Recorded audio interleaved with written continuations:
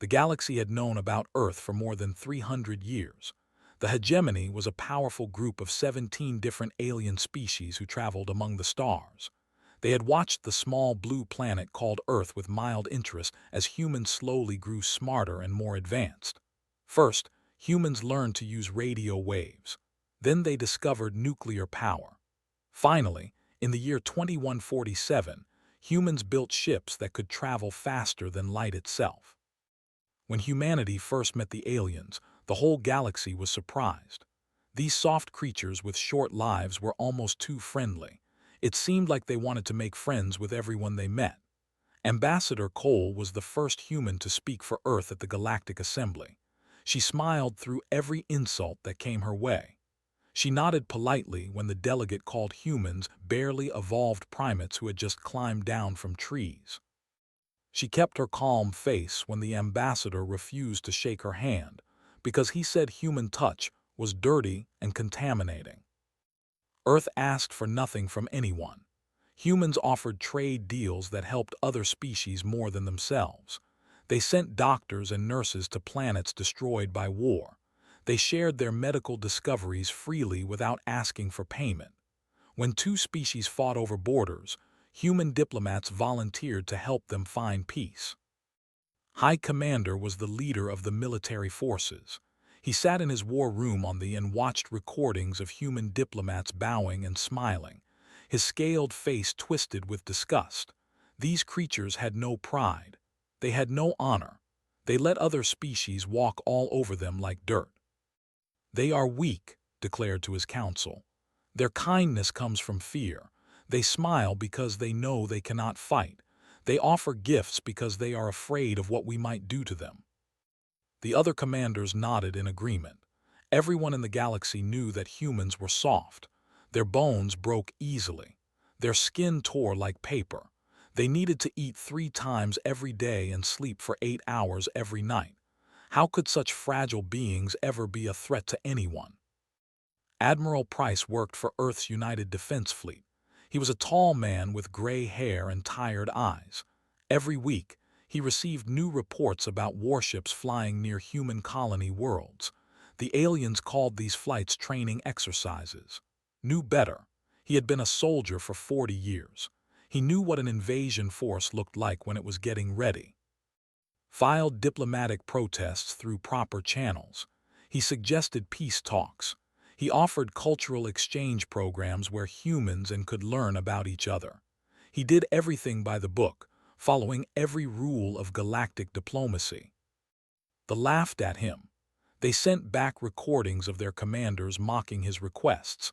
They flew their warships even closer to human colonies. They wanted humans to know that they could attack whenever they wanted. Deep beneath the Rocky Mountains on Earth, there was a secret bunker. It was buried 3 miles underground, hidden from every sensor and scanner in the galaxy. This was where Earth's true leaders met to discuss things that the rest of the universe could never know about. Sat at a long table across from Defense Secretary Maria Santos. She was a small woman with dark hair and sharp eyes that missed nothing. Next to her sat General Christopher Lane, a broad-shouldered man who had fought in 3 wars before humans ever met aliens.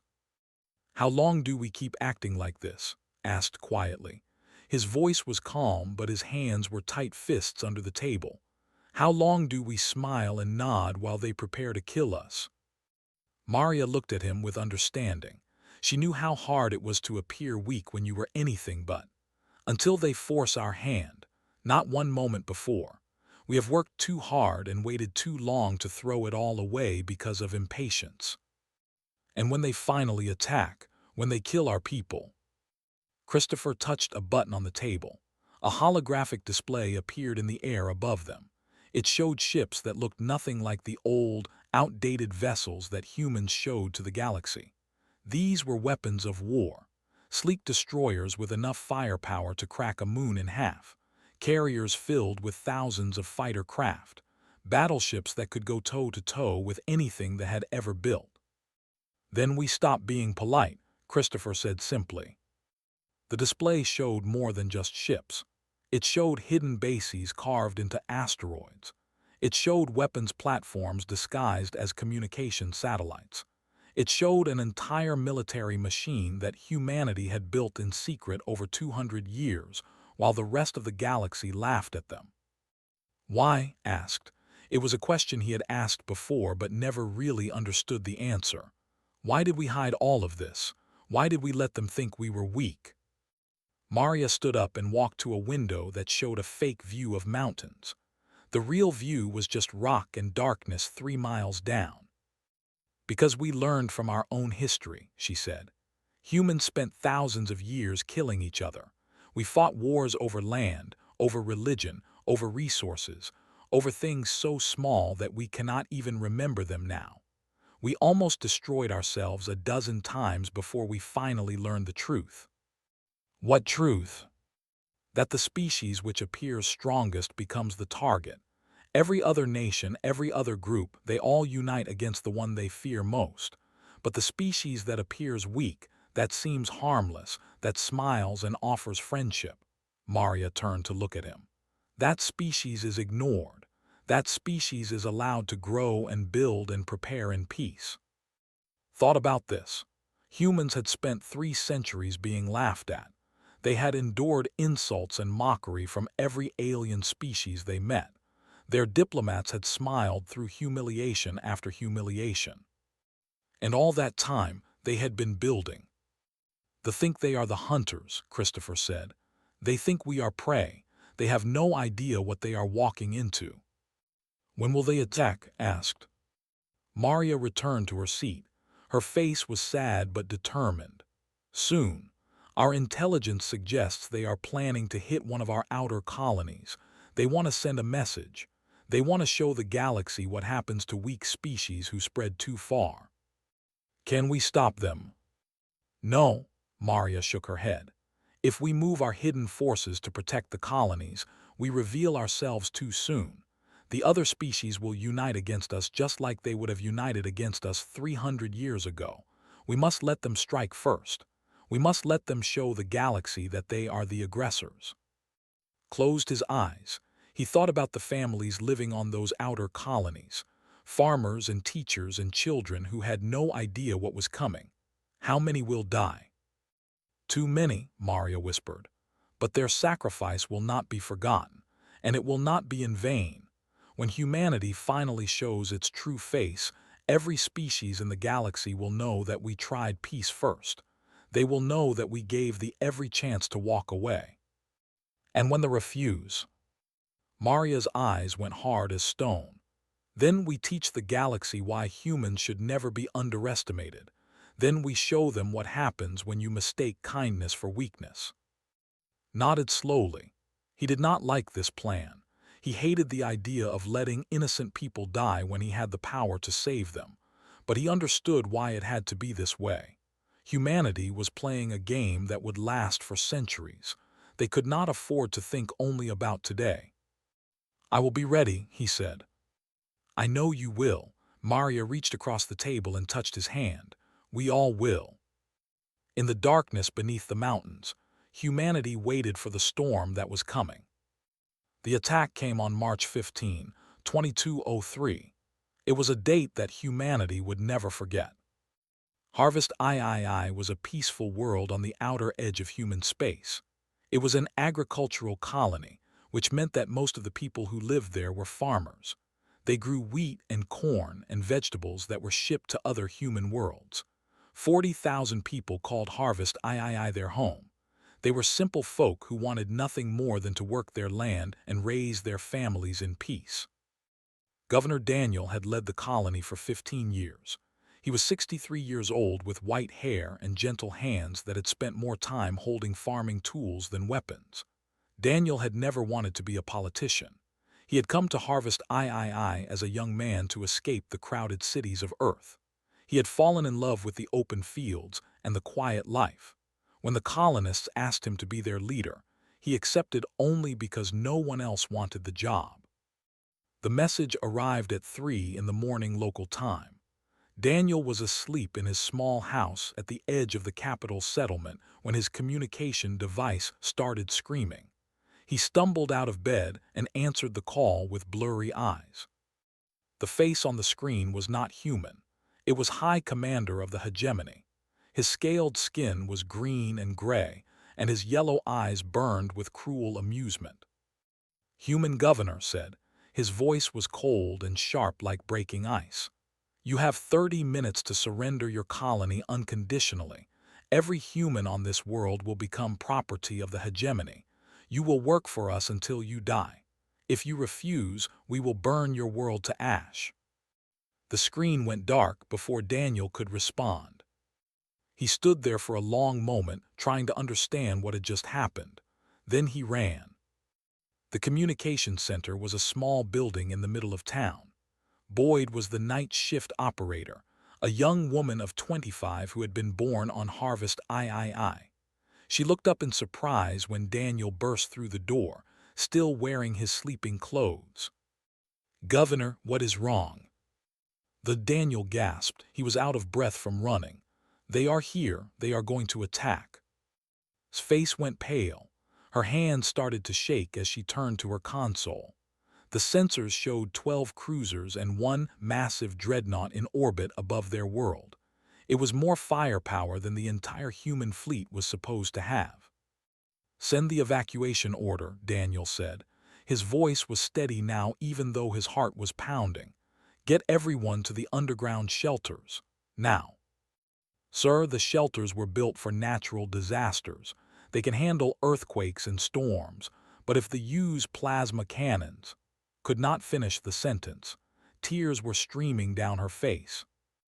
"I know," Daniel put a hand on her shoulder, "but it is all we have. Send the message. Give our people a chance." Nodded and started typing. Across the colony, alarms began to wail. Lights came on in every building as 40,000 people woke up to the worst news of their lives. Daniel watched through the window as families ran through the streets. Parents carried sleeping children. Old people helped each other walk. Everyone was moving toward the shelter entrances as fast as they could. "Send a message to Earth Command," Daniel said quietly. "Tell them what happened here. Tell them we tried to be peaceful. Tell them." He stopped and took a deep breath. "Tell them not to let our deaths be meaningless." Sent the message. Then she stood up and hugged the old governor. They both knew they were going to die. The bombardment began at 3:31 in the morning. They were thorough and cruel. They wanted to make an example of this colony. They wanted every species in the galaxy to see what happened to those who expanded into territory that the hegemony claimed as their own. The hospital was the first target. Blue plasma fire rained down from the sky and turned the building into a crater. 300 patients and 50 medical staff died in an instant. Next came the schools, empty at this hour but destroyed anyway to send a message. Then the residential areas where families were still running for shelter. The broadcast everything. They sent live video to every corner of their territory, showing the human colony burning. Commander provided commentary, laughing as buildings collapsed and people screamed. "Look at them run," he said to his audience. "These pathetic creatures thought they could spread across the stars. They thought they could be our equals. Now they learn the truth. Humans are nothing but insects, and insects are meant to be crushed." In the underground shelters, people huddled together and listened to the world above them die. The ground shook with every explosion. Dust fell from the ceiling. Children cried and parents tried to comfort them with lies about how everything would be okay. Daniel never made it to a shelter. He stayed in the communication center, sending updates to Earth until a plasma bolt hit the building directly. He died instantly, along with the 3 other operators who had refused to leave their posts. 31,000 humans died in the first hour of the attack. Men, women, children, entire families wiped from existence. The shelters saved some, but not enough.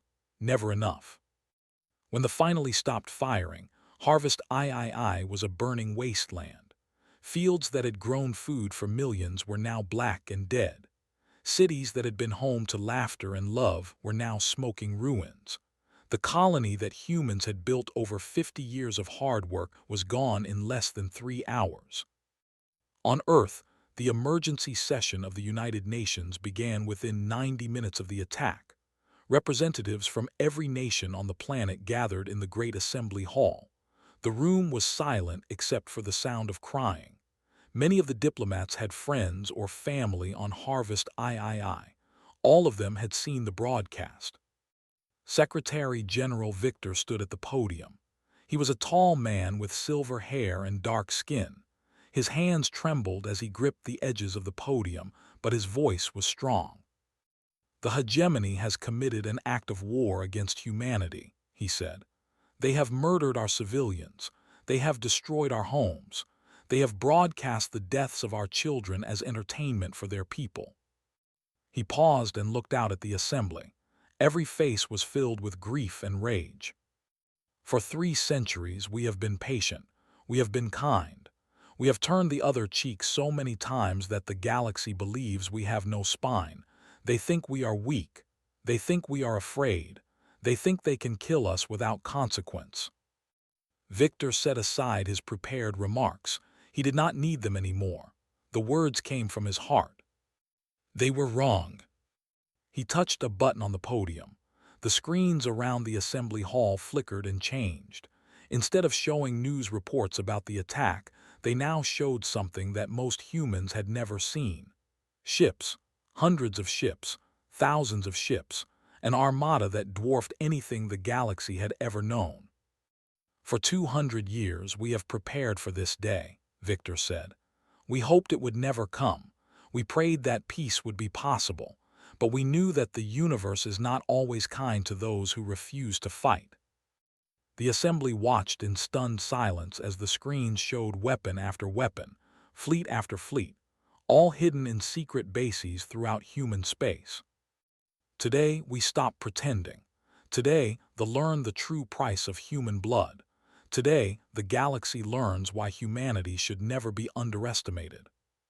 Victor raised his fist in the air. "For Harvest III, for our fallen, for humanity."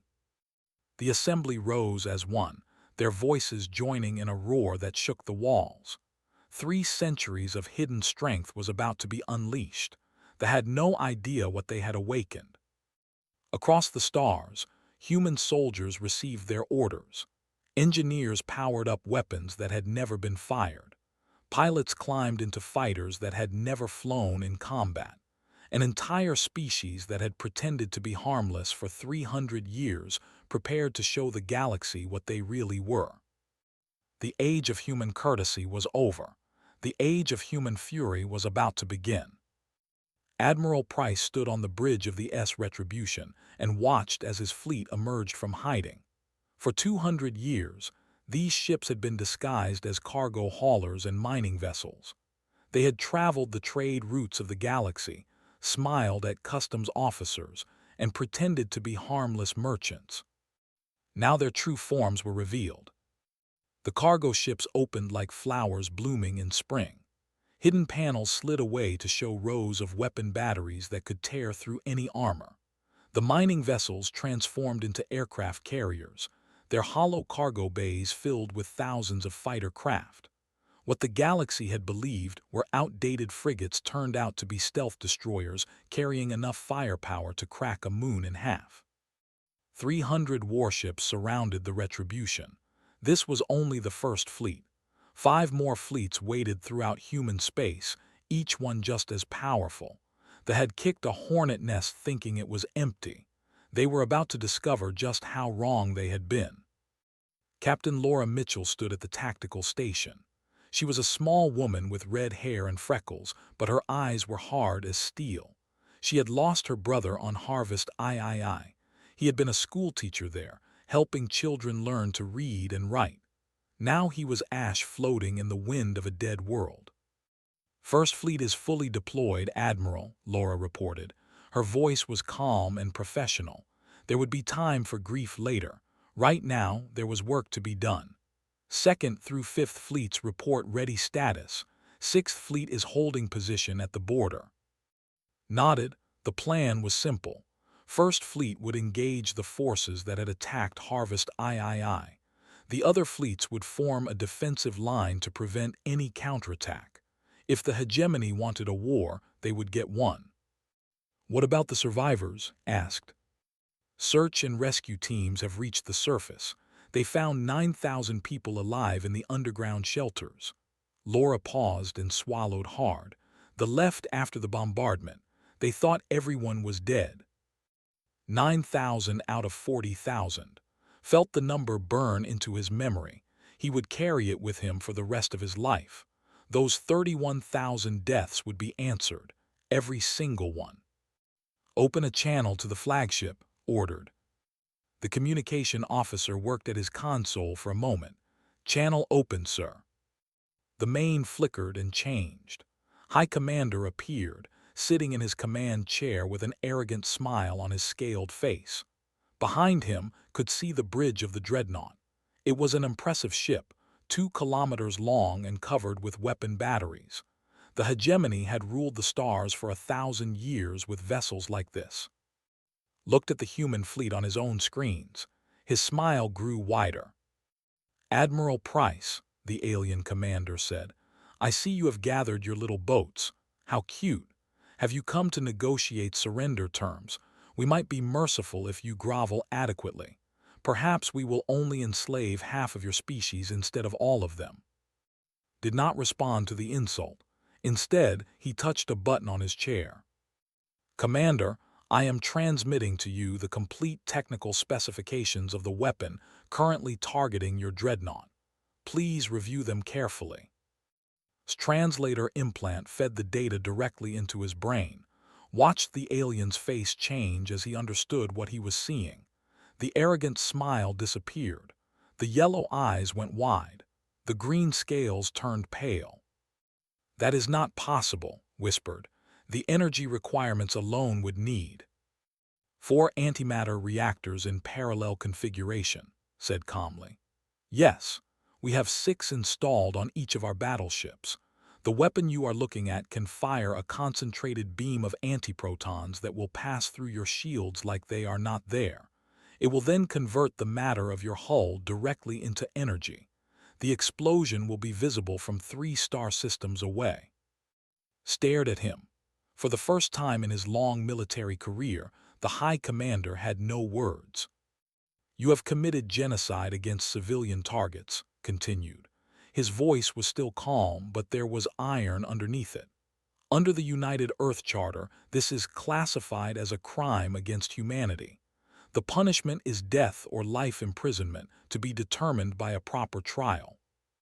"You cannot put me on trial," snarled. "I am a High Commander of the hegemony.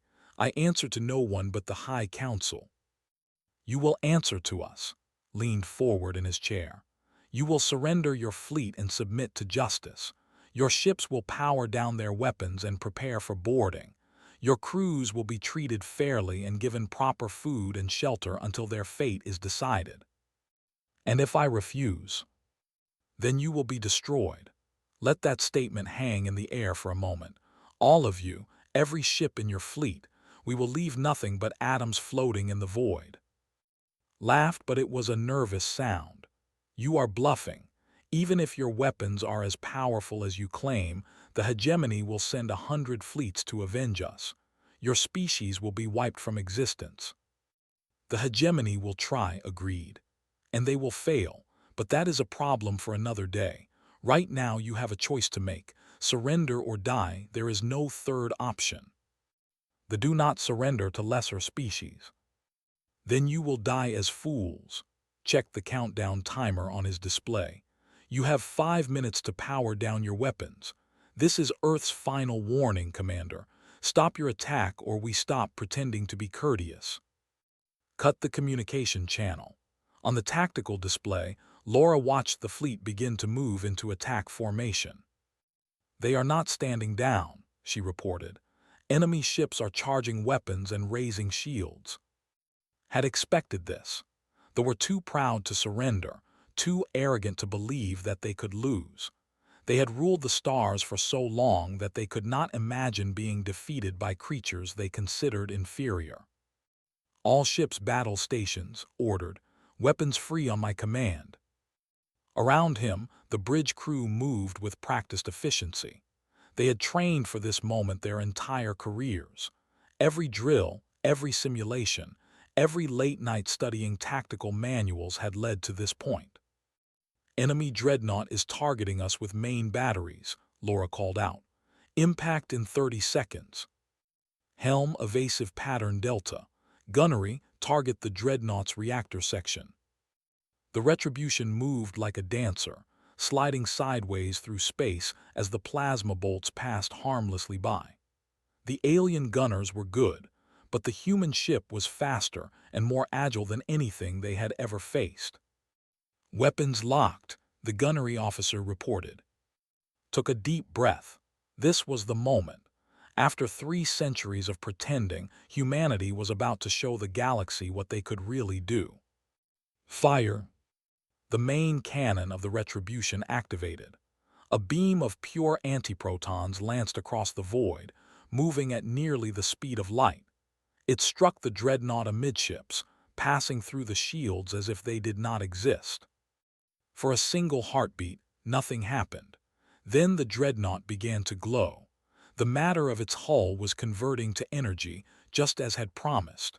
The glow became brighter and brighter until it was impossible to look at directly. Then the ship was gone. 2 kilometers of armored hull, thousands of crew members, centuries of engineering, all converted into an expanding ball of plasma that lit up the darkness of space like a new sun. The bridge was silent. Even though they had known what would happen, even though they had seen the simulations 100 times, watching it for real was something else entirely. "Target destroyed," Laura said quietly. Nodded. He felt no joy, no triumph, only a heavy sadness and a grim determination to finish what they had started. "All ships engage remaining enemy vessels. Disable if possible, destroy if necessary. I want prisoners for the trial." The human fleet moved forward, and the Battle of Harvest III truly began. The Battle of Harvest III lasted 17 minutes. In that short time, the galaxy changed forever. After watching their dreadnought disappear in a flash of light, the remaining ships scattered like frightened animals. Some tried to fight back, firing their weapons at the human fleet in desperate fury. Others tried to run, pushing their engines to maximum power in hopes of escaping to faster-than-light speed. None of it mattered. The human ships moved with terrible precision. They had trained for 200 years in secret, running simulations and practicing maneuvers that no one in the galaxy knew about. Every captain knew exactly where to be and what to do. Every gunner had fired these weapons 1,000 times in virtual reality. Every pilot had memorized the attack patterns until they could fly them in their sleep. Captain Laura Mitchell tracked the enemy movements on her tactical display. Her fingers flew across the controls, calling out targets with mechanical efficiency. She felt nothing as she watched the ships die. Later, she would feel. Later, she would cry for her brother and rage at the unfairness of the universe. But right now, she was a weapon, and weapons did not have emotions. "Cruiser 7 is trying to flank us," she reported. "Destroyer Wing 3 intercept." 3 human destroyers broke formation and swooped toward the enemy cruiser. Their weapons fired in perfect unison, 3 beams of antiprotons striking the ship at the same moment. The cruiser's shields flickered and died. A second volley tore through the hull, and the ship broke apart in a shower of debris and frozen atmosphere. Cruiser 7 destroyed. Enemy cruisers 8 and 9 are attempting to surrender. "Accept their surrender," Admiral Price ordered. "Disable their weapons and engines, then move on. We will collect them after the battle." One by one, the ships fell. Some were destroyed outright when they refused to stop fighting. Others were disabled and left drifting in space, their crews waiting to be captured. The human fleet was not cruel. They did not fire on ships that had surrendered. They did not target escape pods or rescue shuttles. They were warriors, not murderers. But they were also thorough. 3 cruisers managed to reach the edge of the battle zone and jump to faster-than-light speed. Watched them go on the tactical display and made no move to stop them. Should I order pursuit? Laura asked. No, shook his head slowly. Let them run. Let them tell the hegemony what happened here. Let them spread the word to every corner of the galaxy. Laura understood. The three escaping ships were not failures. They were messengers. They would carry the story of this battle to every species that had ever laughed at humanity. They would show the galaxy that the smiling diplomats and friendly merchants had been hiding something terrifying all along. Across known space, billions of beings watched the battle recordings in stunned silence. They had broadcast their attack on Harvest III for all to see. Now human news networks broadcast the response. On the High Senate convened an emergency meeting. For generations, they had mocked human diplomats. They had called them cowards and weaklings. They had refused to treat humans as equals. Now they watched a single human battleship destroy a dreadnought with one shot, and they felt something they had not felt in a very long time. Fear. We must reinforce our borders immediately, the Senate leader declared. Double the patrols, triple them. We cannot allow the humans to think we are a threat. We have done nothing to them, another senator protested. We have not attacked their colonies or killed their people. We have insulted them for 300 years. We have treated them like dirt beneath our feet. The leader's voice was shaking. What if they decide to take revenge for every slight, every insult, every time we laughed at them? The Senate voted unanimously to send a message of friendship and support to Earth. They also voted to build more warships as quickly as possible, just in case friendship was not enough. They responded differently. They were a proud species who had always believed themselves superior to all others. They had refused to touch humans because they considered human flesh disgusting and unclean. Now the ambassador to the Galactic Assembly personally traveled to the human embassy on the capital world. He walked up to Ambassador Cole, the same woman he had refused to shake hands with years ago. I wish to apologize, he said stiffly. My behavior in the past was inappropriate. Looked at him with the same gentle smile she had always worn. Thank you, Ambassador. Apology accepted. I would also like to discuss a trade agreement. They have many resources that might be valuable to your people. I am sure we can find terms that benefit both our species, extended her hand. Shall we shake on it? The ambassador hesitated for only a moment. Then he reached out and clasped her hand firmly. Yes, he said, I believe we shall. On the High Council gathered in their great chamber to receive news of the battle. They had expected reports of victory. They had expected to hear about human colonies burning and human fleets fleeing in terror. Instead, they watched their mighty dreadnought vanish in a flash of light.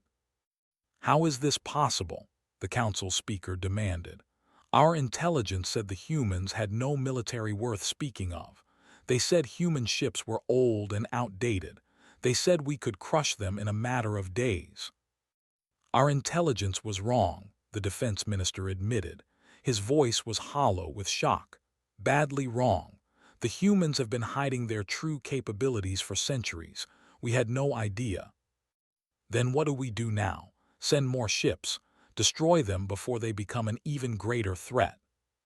Before anyone could answer, a communication alert sounded. The human ambassador had requested an immediate audience with the council. Her name was. She had served as Earth's representative on the for 12 years.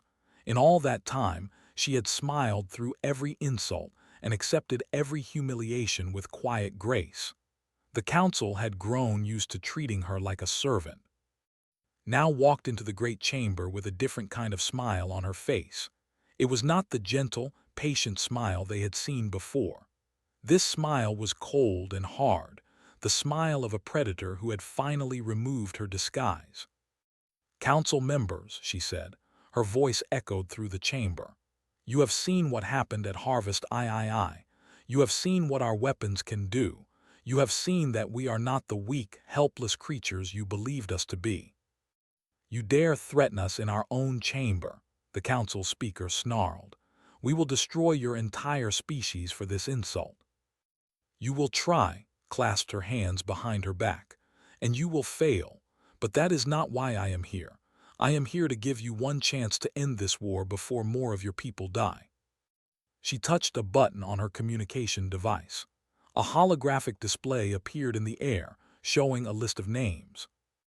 "These are the individuals responsible for ordering the attack on Harvest III. High Commander, who is already dead. Admiral, who commanded the cruiser Wing. General, who planned the operation. And 17 others who approved the mission." "What do you want?" the defense minister asked. "You have 48 hours to surrender these individuals to human custody. They will face trial for crimes against humanity. If they are found guilty, they will be punished according to our laws. If they are innocent, they will be released." "And if we refuse?" Smile grew colder. "Then we will destroy your orbital infrastructure. Every space station, every shipyard, every satellite in orbit around this world will be reduced to debris. You have seen what our weapons can do. You know this is not an empty threat." "This is extortion," the council speaker hissed. "This is justice." Turned to face him directly. "You chose to attack civilians. You chose to murder 40,000 innocent people. You chose to broadcast their deaths as entertainment for your population. You made this war. We are simply finishing it." She looked around the chamber at the faces of the most powerful beings in the hegemony. None of them would meet her eyes. 47 hours and 58 minutes, said. "I suggest you use the time wisely." She turned and walked out of the chamber without waiting for a response. The council sat in stunned silence, watching her go. For 3 centuries, they had believed humans were weak. They had laughed at human kindness and mocked human diplomacy. They had been so certain of their own superiority that they had never bothered to look beneath the surface. Now they understood the truth. Human courtesy was not weakness. Human patience was not fear. And human kindness had been a choice, not a necessity. The humans had chosen to be gentle. They had chosen to be friendly. They had chosen to smile and negotiate and turn the other cheek. And now they had chosen to stop. The war ended 6 weeks after it began. What the hegemony had expected to be a quick and easy conquest turned into the worst defeat in their 1,000-year history. The High Council surrendered the war criminals within the 48-hour deadline. They had no choice. Human fleets had positioned themselves around every major world, their weapons ready to fire at the first sign of resistance. The proud commanders who had laughed at human weakness were dragged from their homes in chains and transported to Earth for trial. High Commander was already dead, killed when his dreadnought was destroyed at the Battle of Harvest III. But 17 others stood trial in the International Court of Justice in The Hague. The proceedings were broadcast across the entire galaxy so that every species could see how humans dealt with their enemies. The trials were fair. Each defendant was given lawyers to represent them. Evidence was presented and examined carefully. Witnesses about what they had seen and experienced. Nothing was hidden or rushed. The process took 4 months, but when it was over, no one could claim that justice had not been served. 14 of the defendants were found guilty of crimes against humanity. They received sentences ranging from 20 years to life in prison. 3 were found not guilty due to lack of evidence and were released back to the hegemony as promised. Many beings across the galaxy expected the humans to execute the guilty. That was what they would have done. That was what most species would have done. But humans were different. "Death is too easy," Secretary General Victor explained in a speech to the United Nations. "Death ends suffering. It allows the guilty to escape the weight of their crimes. We want these beings to live. We want them to spend every day of their long lives remembering what they did. We want them to know that their actions had consequences." The High Council signed a treaty that ended the war and paid reparations to the families of those killed on Harvest III. The money could not bring back the dead, but it helped the survivors rebuild their lives. It paid for new homes and new schools and new hospitals. It funded scholarships for children who had lost their parents. Admiral Price retired from the military 3 years after the war ended. He was 67 years old and tired of fighting. He had seen enough death to last several lifetimes. Bought a small farm on Mars and spent his remaining years growing tomatoes in greenhouses. The red soil of Mars was not ideal for farming, but enjoyed the challenge. It gave him something to focus on besides the memories. Every year on March 15, would sit down and write letters to the families of those who had died at Harvest III. He told them about the battle and how their loved ones had been avenged. He told them that humanity would never forget the sacrifice of those 40,000 souls. He told them that their deaths had not been meaningless. The letters took weeks to write. There were so many names, so many families, so many stories that had been cut short by cruelty, but wrote every single one by hand because he believed they deserved that much respect. Ambassador left her position on the and returned to Earth. 2 years later, she was elected Secretary General of the United Nations, the youngest person ever to hold that office. Under his leadership, humanity negotiated new treaties with 47 different species. Trade routes expanded. Cultural exchange programs brought aliens and humans together to learn from each other. Human medical technology saved millions of lives across the galaxy, curing diseases that had plagued other species for centuries. But everyone remembered what lay beneath the smile. Human diplomats were still polite and friendly. They still offered favorable trade terms and volunteered for peacekeeping missions. They still turned the other cheek when insulted and sought peaceful solutions to conflicts. And everyone knew that this kindness was a choice. Everyone knew what would happen if that choice changed. On the 10th anniversary of the Harvest III massacre, a memorial was built on the rebuilt colony world. The new settlement was smaller than the old one, but it was growing every year. Farmers had returned to work the fields. Families had come to raise children in the shadow of the monument. Governor Boyd gave the dedication speech. She was 35 years old now, the former communication officer who had survived the attack by hiding in a basement shelter while the world burned above her. She still had nightmares about that night. She probably always would. "We came to the stars hopping to make friends," said, her voice carrying across the silent crowd. "We extended our hands in peace to every species we met. We smiled at those who insulted us. We forgave those who wronged us. Many of them laughed at us. Some of them tried to destroy us." She paused and looked out at the gathering. Humans stood shoulder to shoulder with aliens from a dozen different worlds, and even a few had come to pay their respects. The galaxy was different now. The laughter had stopped. "They learned something important that day," continued. "Kindness is not weakness, patience is not fear, and courtesy, freely given, should never be mistaken for inability to fight." She reached out and touched the memorial stone. It was a simple black granite pillar, polished smooth and covered with names. 31,000 names, carved so small that you had to get close to read them. Each name was a life. Each name was a story that had ended too soon. "We will always choose peace first," said. "We will always extend our hand in friendship before we raise it in anger. We will always give our enemies the chance to walk away." Her voice grew harder. "But we will never again apologize for being strong enough to protect the people we love. We will never again hide our strength out of fear that others might resent us. And we will never, ever forget what happens when peaceful people are pushed too far." The crowd was silent. Even the wind seemed to hold its breath. "To those who died here 10 years ago, I say this: you are not forgotten. Your sacrifice gave humanity the wake-up call we needed. Because of you, we are stronger. Because of you, we are united. Because of you, no one will ever make the mistake of thinking humans are easy prey again."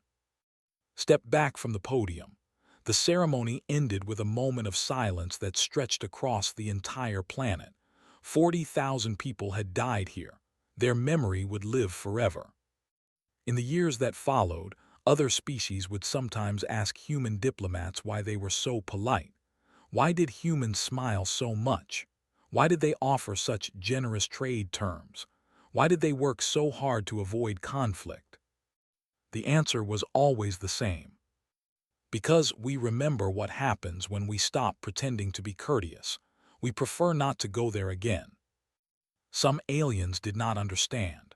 They thought it was a joke or a riddle, but those who had lived through the war knew exactly what it meant. Humanity had spent 3 centuries being kind because kindness was the right choice. They had been patient because patience was wise.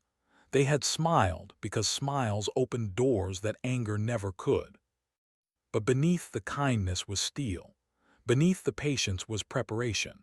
And beneath the smiles was a species that had fought and clawed and bled its way to the stars against impossible odds. The galaxy had finally learned the truth about humans. They were not weak. They were not afraid. They were simply choosing to be gentle.